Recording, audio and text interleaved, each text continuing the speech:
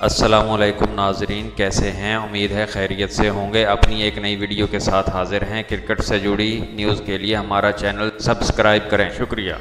سابق بھارتی opening batsman Virender Sehwag کا کہنا ہے کہ پاکستان اور بھارت کے درمیان مقابلے کسی جنگ سے کم نہیں ہوتے۔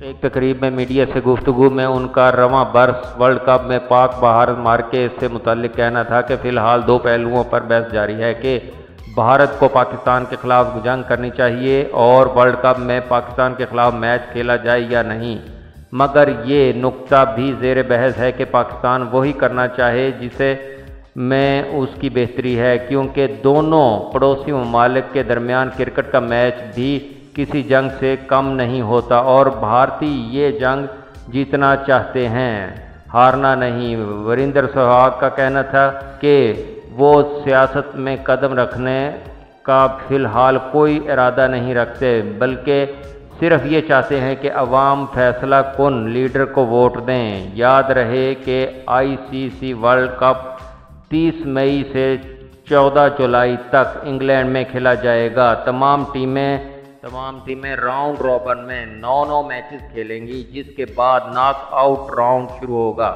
ناظرین، ویڈیو اچھی لگے تو لائک اور شیئر ضرور کریں۔